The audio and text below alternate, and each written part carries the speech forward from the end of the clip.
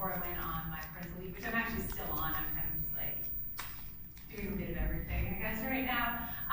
So this is something that I was working on and that I intend to continue building upon when I'm fully back up and running. So I say all of that for two reasons. One, please excuse me if suddenly I lose a word or train of thought or something. I blame it on not getting enough sleep. But also, I really welcome your thoughts, your feedback, your questions at the end of the presentation to help me sort of keep thinking through some of these issues and questions myself. So I'm going to talk to you for about 40 minutes about robots in public space, and especially about the laws that regulate robots as they enter into or are permitted into public spaces. And what do those laws and those robots mean for our experiences of and our access to what might be considered public space? So throughout the presentation, of course, I'm talking about space, I'm talking about the occupation of space and land, who gets to use it, whose values inform how we regulate it, how we access it, and how is that determined by law. And in that context, I think it's especially important to acknowledge that we are on unceded Indigenous lands. And I want to keep that question, the broader question of what is the impact of robotics, as well as the laws that regulate robotics, in these spaces, but in particular, what might be the colonial or the exploitative impact of these technologies and the laws that regulate them in these spaces.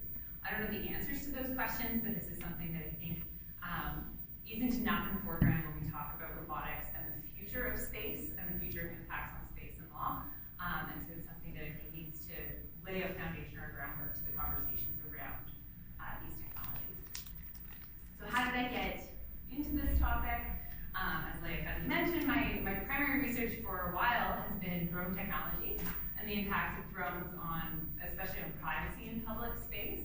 So thinking about a robotic technology and thinking about public space and the impact there.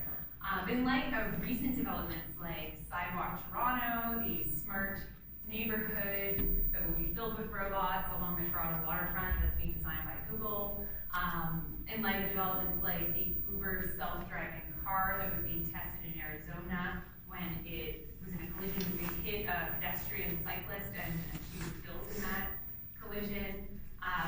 In light of the use of robotic surveillance / security bots to police sidewalks in San Francisco, I started to think more broadly about what are the impacts of not just drones, but robots as sort of an automated, separated from the human technology on public spaces, and not just public space in the context of privacy, but on our experiences of and our access to public space.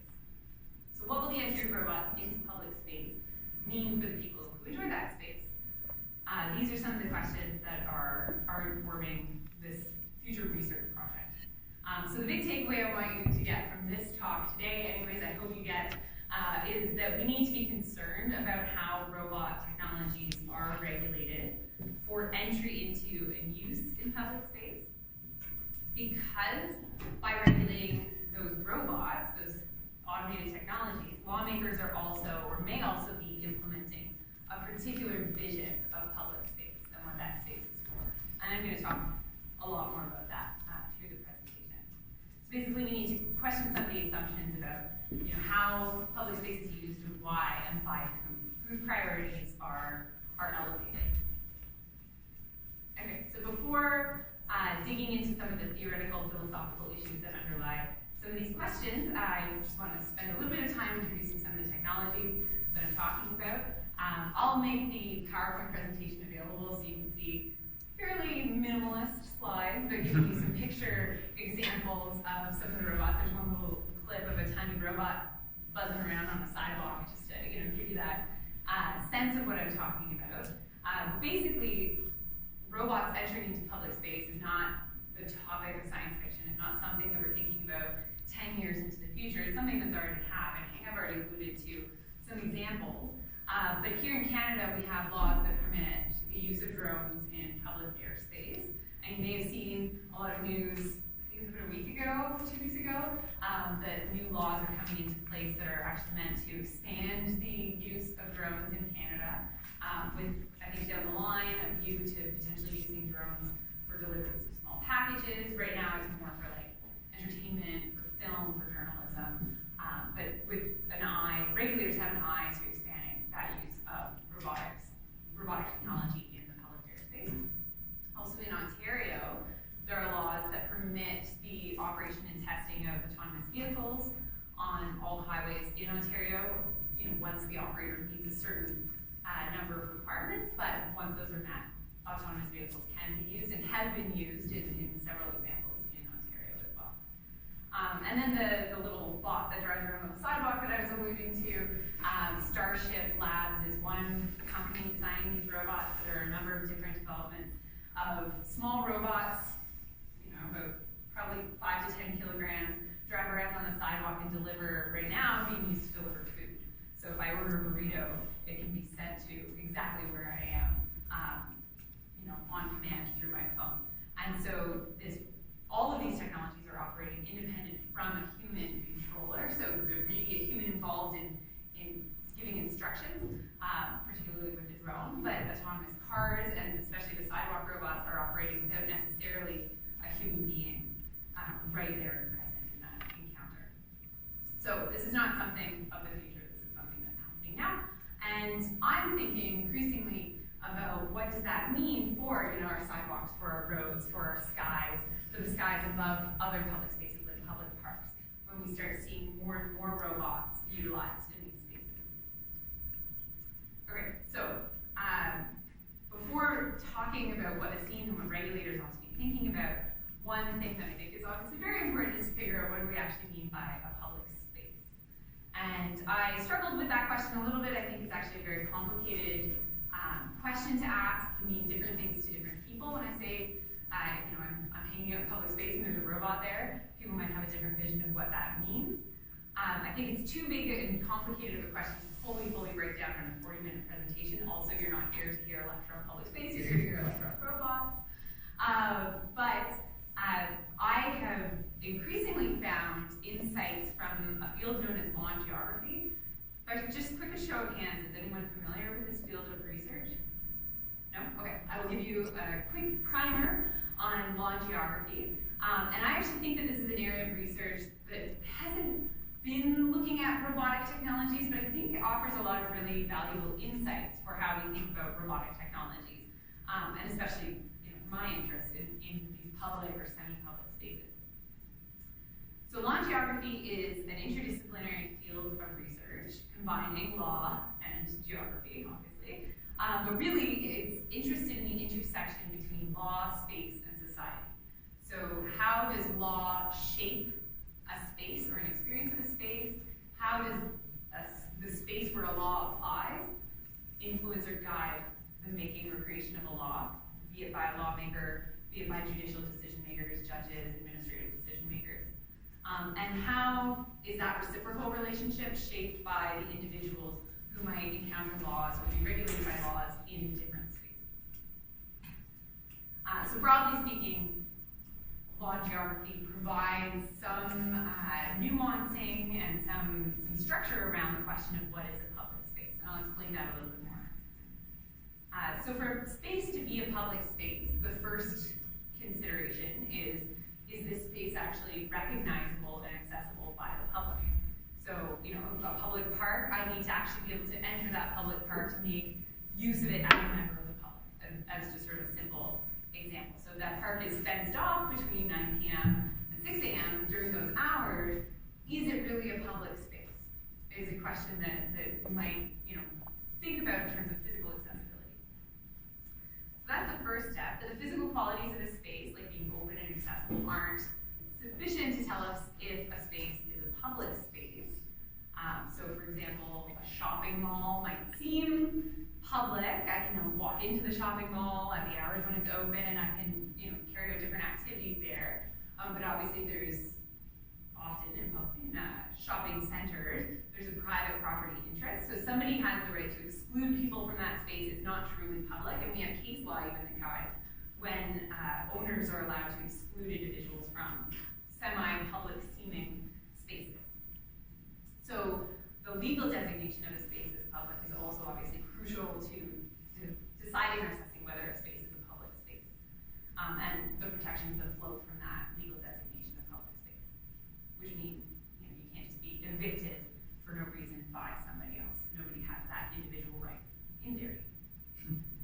But beyond those two considerations, which are maybe the two most sort of seemingly obvious, law and geography also really encourages us to think about what are the laws that operate within spaces. So I may be referring, let's say, to the public roadways. The public roadways, you're allowed to drive your car on them. In theory, you're allowed to walk around on them, although it may be unsafe, but there's no necessary barrier to that. Like, it's not like you're prevented from crossing the street wherever you want. But there are laws at play in public roads that guide what kind of activities we're allowed to carry out in those spaces or on those roads. And so that might mean preventing certain activities and privileging other activities. So, one thing that was striking to me when I did some research a while ago about autonomous vehicles and the history of car regulation was how much I took for granted that cars are entitled to the road, that drivers of cars are entitled to use the road, when before sort of the early 20th century, that wasn't the case. Roads were inherently designed for and designated to cars and the drivers of cars. They were open to pedestrians, horses, cyclists, etc. So the laws that regulate what you can do on a street really affect how we use that space, as one example. So we need to think not only about, first, is the space accessible? Second, is it legally designated as public? But third, what do the rules that apply to that space mean for how we get to use that space? And this is all important because the rules that regulate robots are going to impact the publicness, the public nature of different public spaces. At least this is my thought, this is my concern when we talk about regulating robotic technology. And this means that the regulators or lawmakers, courts, legal decision makers who come up with the rules for how robots can be used, who can use robots, and what laws protect robots, will be imposing a particular vision of public space through those rules, through the permission of robotic systems in different places. So essentially, this encourages stepping back from thinking about space, public space, as some fixed and objective thing, and thinking more about what are the social dynamics once you're in that space and how are those guided and shaped by law. So robots in public spaces can have the effect of potentially making a space more public, or can actually have the effect of making a space more exclusionary or less public, be it to everybody or to certain individuals or communities. So some examples of that are that robots can actually be used to overcome the physical barriers of different spaces, and can increase accessibility to the space in the way of actually making it more public to more people. So some examples, there's a lot of research taking place right now on robots that can assist with crossing the street safely for individuals who may physically not be able to cross the street as easily. For example, there is a lot of ice on the roads, and if you don't have full mobility in your legs, it may be challenging to make your way up the big hill that we walked up to get to campus today. But there's this possibility through research that's ongoing right now of having a robot that can assist with that kind of access to public space. There are also robots, you'll see in the pictures in the slides, you can check them out later, this little ball autonomously follows you around, so through the use of different sensors, can see where its owner is walking and follows around and can carry heavy items. So if I need to go get groceries but don't have necessarily the upper arm strength, which I can guarantee you I do not, to carry my groceries all the way home, I can use this robotic system to help me do that. So again, making some spaces accessible in different ways or accessible to different people. Another really interesting example is the use of telepresence robots. So these are robots kind of sometimes almost look like just an iPad screen on a stick that's on a little wheel that rolls around and follows people or can be moved from a distance. And on that iPod, you can see somebody's face. I don't know if you've ever come across these. They're quite interesting. Some conferences have adopted telepresence to let people who are far away attend a conference and actually walk around with people, roll around. Very interesting. But some national parks are starting to think about, can we use telepresence robots to to allow individuals who wouldn't otherwise be able to come to the park and walk around the park and go for a hike, be it for a variety of different reasons, to have access to that space. So these are some examples of how robots can reduce some of those physical barriers and actually potentially arguably increase the public nature of different spaces. But of course there can be cons as well. So the increasing presence of robots in different spaces has raised concerns about the commercialization of public space. So are we now starting to prioritize corporate interests, the interests of the companies that design robots, over the other interests of individuals who engage in those spaces? And I think a good example of that, or that highlights that, is the allowing of testing of autonomous vehicles on city roads. This testing is necessary for companies like Google, from Uber, to basically store enough data to be able to operate autonomous vehicle systems safely in the future. So right now, many of the systems are just, well, all of the systems in Canada are just are in the test phase. So I can't go out and buy myself a fully autonomous vehicle yet, but Uber is running tests with fully autonomous vehicles on roads. But essentially using city roads as test beds to create this technology, which will then be sold for profit. So there are concerns that are raised by a number of different academics about the potential commercialization or prioritization of commercial interests through robots in those spaces. Also, surveillance, be it the surveillance coming from a robotic system, or be it surveillance that is permitted or encouraged in order to protect robots. Robots are expensive, so if there are little sidewalk robots rolling down the street that might be equipped with some surveillance measures to make sure that that robot's not going to be stolen, not going to be kicked, damaged, etc., and that can have privacy impacts that will impact different individuals differently for a variety of different reasons, which I'm happy to dig into more in the Q&A if we want to talk more about that. And then also just concerns about who will have access to the spaces that are inhabited by robots. So examples like Sidewalk Toronto, where some of the information is not entirely clear in terms of how that smart city, it's basically a waterfront neighborhood that's being designed using robotic systems like autonomous vehicles and other smart technologies to create this efficient neighborhood, but it's not quite clear how exactly that will be administered, who will have access to that space. This is what was previously public waterfront space, but maybe not necessarily well developed and of interest to many members of the public, but how will members of the public continue to be able to access that space, which is theoretically a public space, once it's full of expensive technologies, and what will be the impact of different rules that regulate that on whether we consider it to actually be public space. Okay, so robots entering into public spaces can have these different impacts. The rules that regulate robots, the regimes that act in these spaces where robots operate, can, I suggest, drawing from law and geography, can either increase or decrease potentially the public nature of space that's being discussed or purported to be public space. So what does this mean for the task of regulating robots? How should regulators, be it Transport Canada or the Ontario legislature, which has passed the laws allowing autonomous vehicles on the roads, or how should the City of Toronto, when we're talking about Sidewalk Toronto, how should these regulators think about the task of regulating robots in public? And importantly, I think, should any special considerations apply to the way in which these robots are regulated, given that they are operating in space that is meant to be public, that is meant to be communal? So superficially, I think we could make the argument that yes, robot regulations should be guided by the fact that the robots will operate in public space. So the robot and the rules that apply to it should not undermine the public nature of the public space where the technology is operating. I think we could make that normative argument. But even that is not so straightforward, because when we dig into case law about rules and regimes, legal regimes that regulate public space, it actually becomes apparent that there are a variety of different visions of what it means for this public space to actually be public.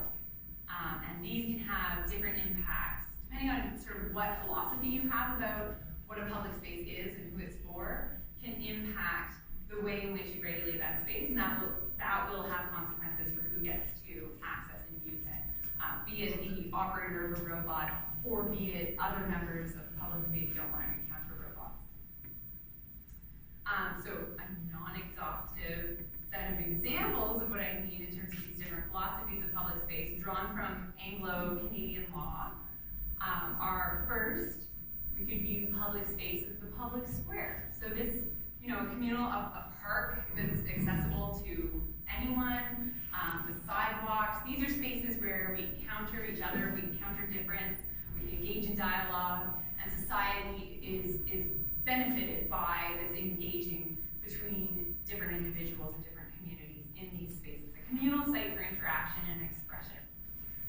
We see this vision of public space really sort of coming forward in freedom of expression cases often, where we see, the sidewalk as the public square, the soapbox, the opportunity to express our opinions to one another in these communal spaces. Also, as a side note, this sort of vision of public spaces often applies to the internet, which is not what I'm talking about, but I think there are a lot of intersections between how we're talking about regulating robots and then how we talk about public spaces online and the interactions that happen there, particularly when we start to think about artificial intelligence, artificially intelligent driven systems. I'm not going to go into that right now, but I think there are some intersections there. So that's that first view of public space, discomfort and difference is key, and we want to engage with everybody in this one shared place. And how might that influence robot regulation? Of course, any opportunity to bring more people into a space is seen as a positive.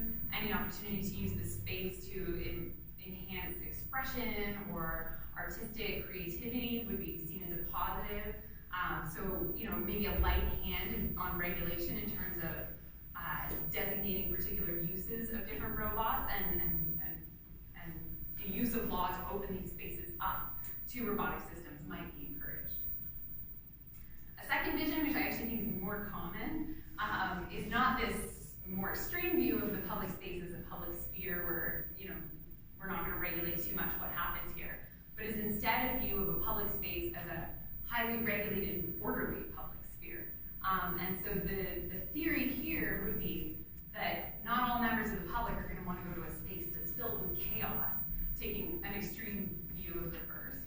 And so we need regulations that keep things orderly and keep things predictable in public spaces in order to encourage the public to go into those spaces. And there are urban designers who have really, urban theorists, I guess, who really draw from this theory that public space should be regulated in certain ways so that everybody feels comfortable to enter into these spaces. This sort of vision we see coming up in Canadian case law. Particularly, there were a number of cases following the Occupy movement. So protesters took up public space as part of a protest. And then some of those protest encampments were challenged in the courts. And courts were asked, basically, they were challenged in the sense that either the city or in some semi-public places, the owner wanted to disband that encampment, and there was a freedom of expression challenge saying, well, we're entitled to set up this camp and to protest in this space. That's what public space is for, that first vision, right? So the second vision, we see coming out of some of these cases where courts say, well, camping in a park isn't what the park is meant for. The park is there for ultimate frisbee and dog walking. I'm actually quoting some of the examples in one of the cases, and so the fact that the encampment is there makes people feel less comfortable to go to the park and to dog walk and play frisbee, and so it's okay that we disband this camp, even though you can see where the expressive nature of protest is in that encampment. So I can give you some case sites if you're interested later. One good one I think that exemplifies this is called Batty in Toronto.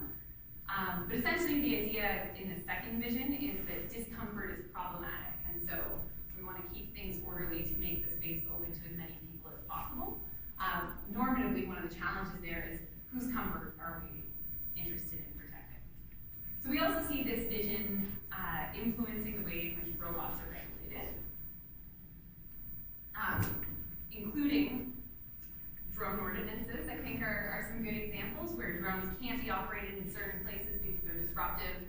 to the nature of that place. And we've seen this in a few different Canadian cities, but I think more so in the United States. Like some parks can have drones in a city, other parks you're not allowed to operate a drone. And so that would sort of fit with this second view of needing things to be orderly, predictable. Drones disrupt people's enjoyment of nature and of this public space. So, the expressive value of the drone might be limited in those contexts. And I'm going to give you an example at the end of this presentation where that vision really influenced the Federal Aviation Administration's decision to shut down drones that were being operated over protests. But we'll come back to that. I just want to finish the third vision of public space, which is public space as a government-administered property. So we're not talking about some communal space where people get together and they discuss and they engage in this expressive interaction. Instead, public space is a municipal property, and it needs to be administered by the municipality as the municipal government sees fit. So I'm especially talking about urban spaces here.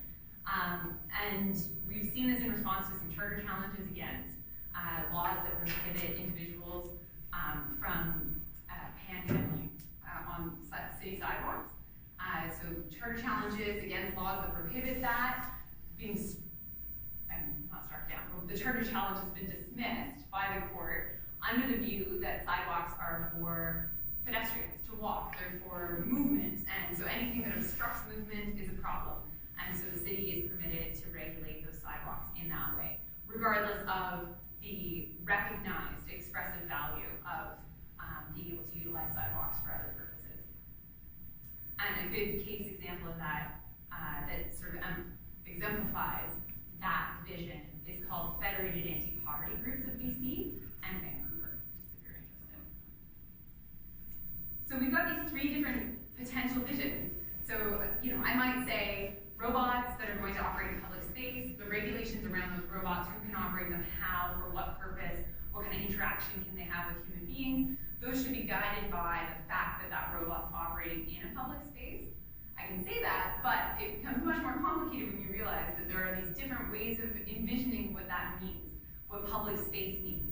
And I'm, without saying that any one of these three visions is the one and only right one, I don't think that's the case. I think it'll be very circumstantial. My point here is really to say that we need to become more explicit, we being, us as a society or the legal system more specifically needs to become more explicit in what vision is being used to drive robotic regulation, so that we have this opportunity to have a discussion around, well, are these the priorities that we want to set for how our space is used and occupied by robotic systems. And I think revealing this process, or revealing maybe some of the theories or philosophies that lie behind the robotic regulation, help us as interested communities to assess the trade-offs and priorities that are embedded in the regulation, and make it more visible and therefore more debatable. Okay, so I'm going to give you two examples in the final, try and do it in like 7 minutes-ish, and then we'll have some time for questions. Actually, we have until 6:30, don't we? Yeah. Oh, okay. Well, I won't rush through it, but I won't take too long either. It also works if you want to time your clips on. How about I pull them up at the end of the presentation, and then I can show you some clips of the robotic systems that I'm talking about. Okay. So two examples. I've given you a few different theories about what it means to have a public space, different theories about how it is that the designated space is public space, but what does all of this mean in practice, and how might some of these ideas already be influencing robot regulation, and why is it helpful, I think, to start teasing these issues out from robotic regulation so that we can think more explicitly about what do we want to see in the future of regulation. The first example is, as I already alluded to, about the Federal Aviation Administration's decision in regulating regulating drones that are being operated above protests. The second example that I'll come to is about a security robot that was being used by the SPCA in San Francisco to dismantle encampments near their facilities. We'll come back to that one after the drone example. Okay, so drone technology permits access to a public space that was previously inaccessible. So public airspace has been designated as public. It's not clear in the case law how far above the ground becomes public airspace. Some have argued, including the Federal Aviation Administration in the United States, that anything above a blade of grass is public airspace, which means it can be regulated by the FAA, or in Canada it would be Transport Canada. Other legal academics have argued that public airspace exists somewhere sort of above, say this is a house, it would exist somewhere above that private property, so that everything from the ground up to that line, which hasn't been totally clearly defined, is private space, and then above that is public airspace. So public airspace, has been designated as public since the advent of commercial aviation, for the reason that there was no way the commercial aviation industry could function if every time, let's say Air Canada were to fly from, let's say Toronto to Montreal, they had to get permission of every single house, property owner underneath that flight plan to access the space above their house. So with the advent of commercial aviation, we saw courts and since then legislators designating that at least above people's houses is a public space that can be accessed by anyone. It's highly regulated for the interest of safety, but it's considered legally to be a public space. So what I think is really interesting about this space is that other than individuals who could afford a plane ticket, individuals who had access to a helicopter or a small plane, that space wasn't really accessible in a genuine way to most of us. Like, I didn't have any way of getting into space, say 100 meters above the ground, usefully. I could maybe put a balloon up there, but other than that, I didn't really have great access to that space, even though it's considered to be a public space. So remember, I was talking at the beginning about the different factors that make a space public. It's not just the legal designation, it's also having physical access. So what I think is really interesting about drone technology is that it actually opens up access to far more individuals to what is considered to be a public space. So that's the public airspace above all public spaces and private properties. So now, for anywhere from $50, but usually for a high quality drone, you're talking about maybe $1,000 or more, but around the cost of, let's say, an iPhone, somebody could purchase something that they can then put into that public space for the sake of filming, for fun, for entertainment, but also importantly for journalism and for accessing vantage points of activities or things happening on the ground that they may not otherwise be able to access. And it's not just that the cost barrier has come down, in the sense that I couldn't just buy myself a helicopter, but I could potentially buy myself a drone, but also the actual physical use of that space. You can't physically fly helicopters low enough to the ground in all spaces safely, but you could fly a drone much closer to the ground safely. In fact, it's argued to be much safer to fly closer to the ground rather than very high up in the sky, especially given the potential of interacting with other commercial airplanes. So laws that permit access to this public airspace, or that create differential access rights, where some people can access it but other people cannot, have the effect of shaping the actual public nature of that public airspace. So it's the space in the air at some point above your property is designated as public. It is now finally actually accessible to more members of the public. But laws that regulate how drones can operate in that space, whose drones can operate in that space, those laws, that regime, will have the effect of deciding, of kind of almost going back and flipping back to that legal designation side and deciding how truly public is this space, above something that's happening on the ground. Is that making sense? Yeah, okay. So this became really significant in 2014 Aviation Administration imposed flight restrictions following the use of a drone over a Black Lives Matter protest in Ferguson that collected footage that was then, newsworthy footage of the protest that it demonstrated how many individuals had come out to this protest, and was used to sort of make the point that there were a lot of people at this protest. That triggered some restrictions on drone flights over those protests in particular. And then a second example of something similar, which is what I'm actually going to focus on just for the sake of our conversation. This happened again in 2016, following the use of a drone over the No DAPL protest, so the protest against the North Dakota Access Pipeline at Standing Rock Sioux Tribe lands in North Dakota. So a drone was operated by an Indigenous citizen journalist. His name was Aaron Turgeon. He flew a drone over over the protest site, but captured an encounter between protesters and police. I'm not sure if you may have seen this footage or not, but he captured footage of police using water guns to spray protesters late in the evening, and this was in November. So, like, very cold, problematic for health and safety for protesters. So essentially captured what was then, labeled as police brutality against protesters using his drone.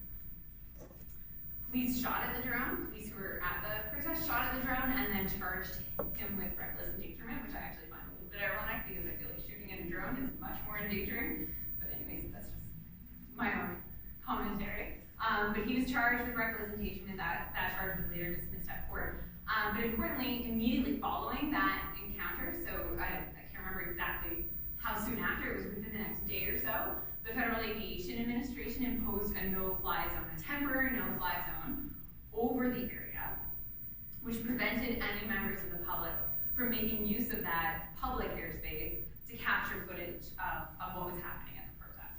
And just as a side note, it was particularly important that it was a drone and not just a handheld camera, because it captured a viewpoint that actually triggered a huge social reaction to what was going on at that site. Like, really raised public awareness and validated, I guess, what protesters had been saying was happening there. Where a cell phone that you're holding would capture maybe video evidence of it, being able to capture the footage from above gave the whole perspective, gave you the whole scene in perspective. And so was considered to be quite important, significant footage in the developments of the protests in this space. So the FAA imposed a temporary no-fly zone over the area, but permitted police to operate drones for security purposes, and did eventually permit journalists to apply for exemptions to the no-fly zone. So some journalists could purportedly operate their drones there. Only one journalist was ever granted an exemption. So we didn't really see any further use of drones there for journalistic or public interest purposes. So I think thinking about the ways in which robotics regulations will shape public space, how we understand, how we get to use public space, can really help to unpack some of the legal implications of what happened, but also some of the power dynamics that were at play in this example. So first, the public use of airspace, despite its legal designation as a public space, and despite its new physical accessibility to members of the public, was tightly restricted through the regimes that regulate drones, so through robotics regulation. So the no-fly regulation had the effect of rendering that space more or less public to different individuals. So it had a differential impact in terms of actually prohibiting the public from using a space and only permitting state operators, law enforcement, to have access to that supposedly public space. Further, while the no-fly restrictions were put into place drawing from that third vision of what is a public space, so the FAA said, we're putting these no-fly zone restrictions over this space because we need to ensure the safety of airspace. So this idea of, well, this is a government-administered property, or hard to call air property, but a government administered space that needs to be administered efficiently with a view to what its purpose is. And so, drawing from that third example of a vision of public space, arguing that we need to protect safety of the public airspace, and so we're going to limit drones. So that was sort of the philosophy that was used to drive the no-fly ruling. But of course, that can be contradicted by the fact, like that argument that this is about safety can be contradicted by the fact that police officers were still allowed to use drones, and that one journalist was permitted eventually to fly a drone in that space as well. So we actually, by maybe labeling the philosophy that's being used to justify the no-fly restriction, can start to unpack some of the ways in which, or can start to challenge, I should say, some of the ways in which this regulation actually is contradictory and is limiting in a way that may be problematic, especially when we think about the freedom of expression interests in being able to capture footage in the public interest and in the interest of the protest that is taking place. So differential access to a public space renders, I would argue, that public space less public. So we're actually undermining the public nature of the public space by creating these restrictions. So some lessons that we can draw from this example: the regulation of a thing in public space can actually have broader implications for the public access to that space and use of that space. And this is especially relevant when we're talking about robotic technologies, which operate at a distance from the human operator, or maybe without a human operator directly involved in its operation. So because robots can be dislocated from a person, they can actually enter into spaces that people may not otherwise be able to enter into.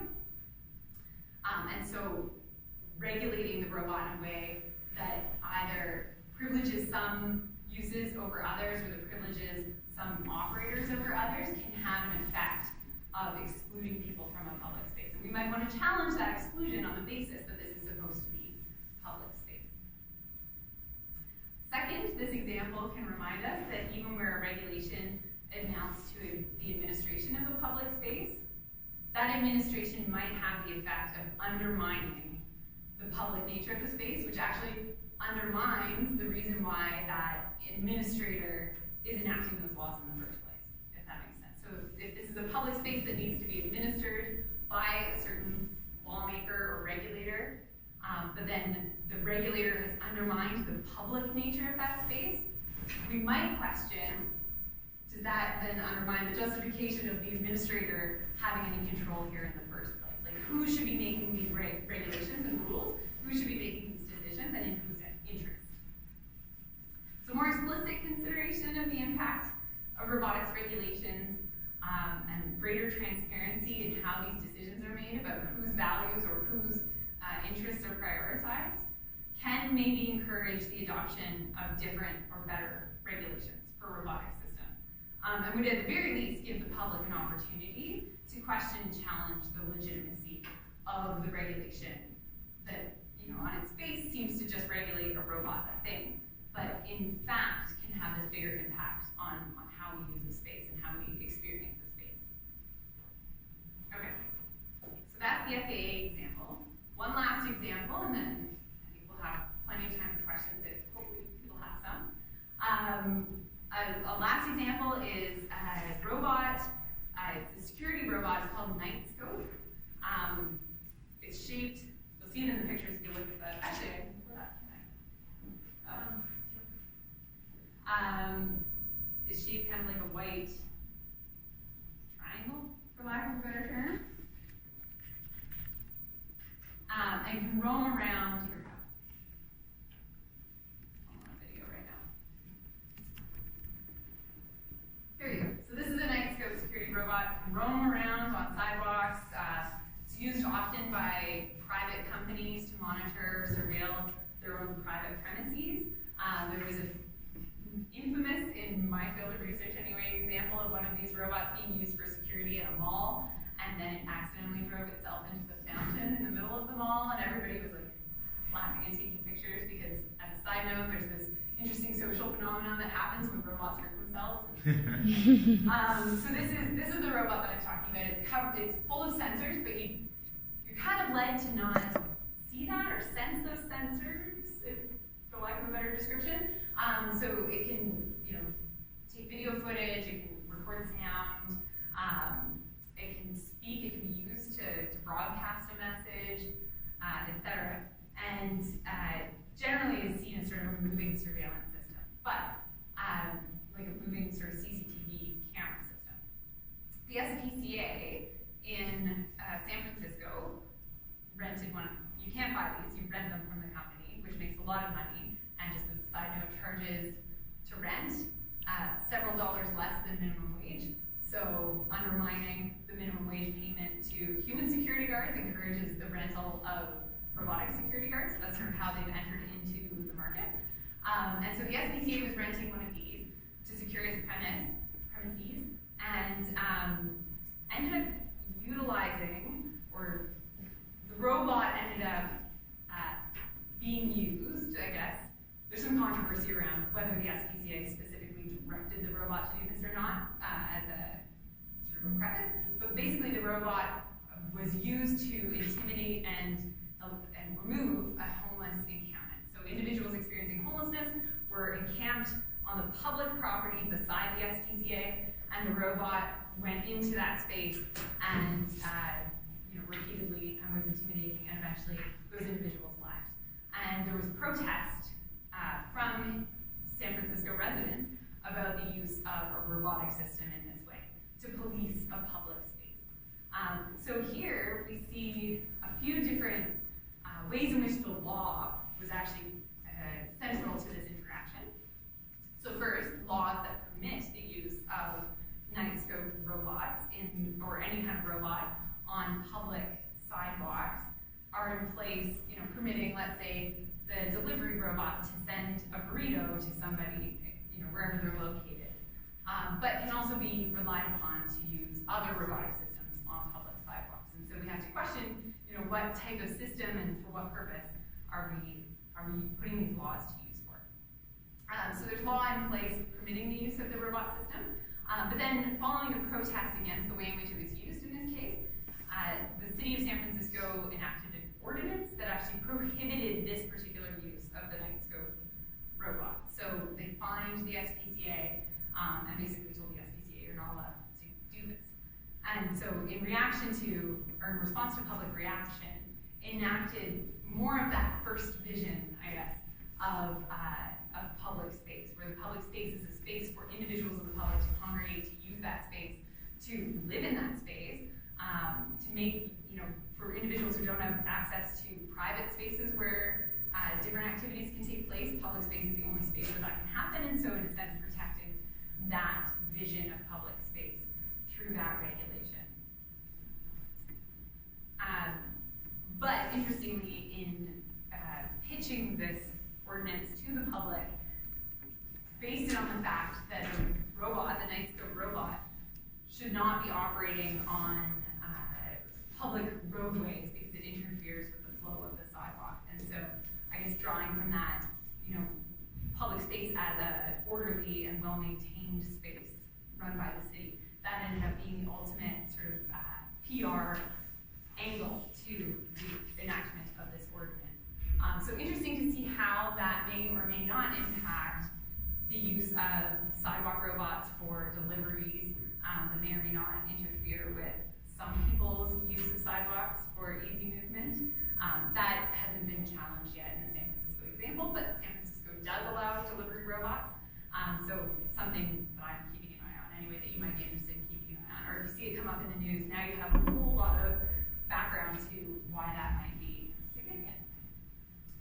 So these are just a couple of examples of how robots in public spaces have been able to enter these spaces, driven by law, how those laws that regulate the robots can actually guide the types of experiences that we humans have in public spaces, and that the ways in which regulators can actually enact a certain vision of public space, whether on purpose, whether intentionally, or whether inadvertently through what seems like, on its face, a fairly straightforward, potentially robot regulation. Like autonomous vehicles are permitted on the roads, can actually carry with it a lot of values that need to be unpacked and discussed before we decide how we want to see robots in public spaces. So I will leave it at that. Hopefully that has all made sense. I know I am heavily sleep deprived, but I'm really excited to hear if you have any questions, feedback, comments, things that you're interested in learning more about. I have lots of background information on what I've touched on, so I'm happy to talk through anything